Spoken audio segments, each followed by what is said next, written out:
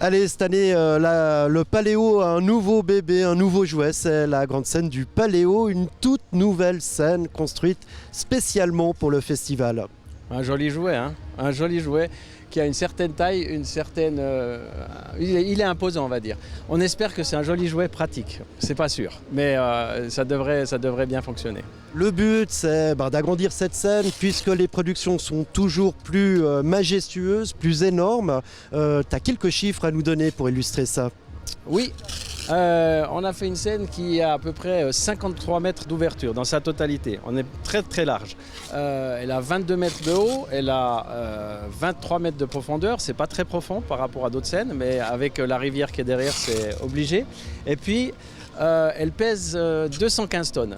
Dessous, on a mis du lest pour 100 tonnes, donc 315 tonnes. On peut charger le plafond à 54 tonnes. Le plafond en lui-même, tout seul, tout nu, avec juste ses bâches dessus, il pèse 65 tonnes. C'est monté sur 4 tours avec des moteurs 4 tonnes à l'intérieur, 4 moteurs 4 tonnes par tour qui montent le système. Ouais, puis ce qui est assez impressionnant, c'est le grill qui est justement en train de descendre derrière nous.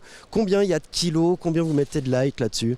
Alors, j'ai pas le détail exactement, mais cette année, par jour, on est dans une moyenne entre 43 et 45 tonnes de matériel qu'on accroche dans ce plafond, dans la totalité. Comment tu as vu évoluer justement ces groupes qui finalement sont moins sur scène en tant que groupe, mais plus avec des délires pyrotechniques, beaucoup de vidéos et puis plein d'autres choses. Comment tu vois ça depuis la scène?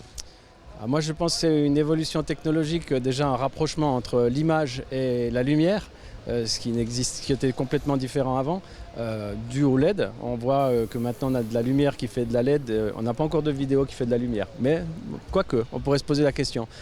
Sur les nouvelles tendances, c'est d'avoir de la LED partout. Donc on fait un petit peu l'éclairage avec de la LED quand même. Donc ce rapprochement-là, oui. Et puis une autre spécificité, c'est qu'on voit beaucoup d'émissions télé avec du matériel énorme et que pour les artistes de partir en tournée sans cet entourage énorme, ça devient compliqué. Juste la musique pour la musique, ça ne fonctionne pas. Il faut faire un show maintenant. Ça doit être un show qui doit être visuel, musical. De temps en temps olfactif, mais c'est pas volontaire, en tout cas en général pas. Mais disons que on a de plus en plus la volonté de présenter un show qui est complet, avec de la pyrotechnie s'il faut, avec des lasers, avec des confettis, avec toutes sortes. Voilà, ça fait qu'on a une augmentation croissante des demandes de ce qu'on installe, de ce qu'on doit ajouter, suspendre. Et il faut suivre, et des fois je trouve qu'on arrive un peu à la limite, parce que c'est la course. Chacun veut avoir le show le plus joli, satisfaire son auditoire au maximum. Ouais. Est-ce que ça écrase pas le musicien finalement tout ça? Oui, je pense que ça écrase le musicien, bien sûr. Et ce soir c'est Christine and the Queen, 21 Pilots, les Cowboys Fringants. Qu'est-ce qu'ils exigent? Qu'est-ce qu'ils amènent comme matériel pour cette première soirée du Paléo? Alors, on voit ici derrière 2-3 petits éléments de pyrotechnie qui vont être utilisés ce soir. Ça, c'est pour 21. On a des petits lasers qui sont là aussi. On a de l'éclairage. On a un écran derrière, un écran qui fait presque toute la surface. Il fait 16 mètres par 9. Très lourd.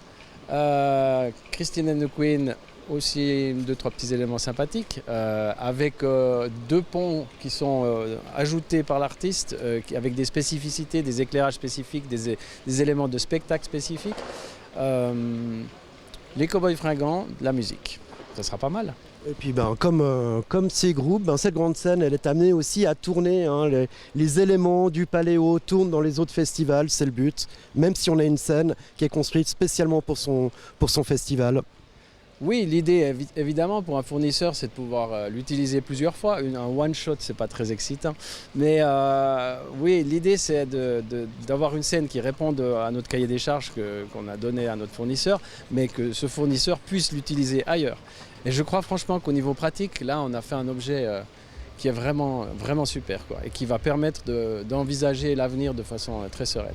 Allez, pour terminer cette interview, quand tu reçois les noms d'un groupe, quelle est la première question que tu te poses en connaissant ces noms de groupes qui viennent au festival? Combien de camions? Non, ça c'est une question un peu bête. La question que je me pose, c'est est-ce que c'est le bon groupe au bon endroit? Voilà, mettons ça. Est-ce qu'on a le bon calcul à la bonne heure? Est-ce que ce groupe, c'est le bon équilibre? Par exemple, sur cette scène, on a 3 groupes qui vont jouer. Est-ce qu'on a programmer ça dans le bon ordre pour que ça fonctionne et techniquement et au niveau des spectateurs, puisque finalement, le principal intéressé, le principal client pour nous, c'est le spectateur. C'est lui qui doit être heureux, pas forcément les techniciens. Mais bon, si on peut faire les deux, c'est quand même mieux. Donc ma question, c'est toujours de me dire, est-ce qu'on a trouvé le bon équilibre? Bah, écoute, merci, on te laisse retourner avec ces dizaines d'eurodisques qui t'aident et qui t'attendent pour que tu leur donnes justement les ordres, ce qu'il faut faire et ce qu'il faut monter. Allez, ciao! Moi, je ne donne pas d'ordre. Hein. Je les laisse se gérer tout seuls et vu qu'ils ont vraiment envie, ça se passe vraiment bien. Allez, Voilà. chacun chez soi et les vaches sont bien gardées. Allez, ciao! Merci. Au revoir. Merci.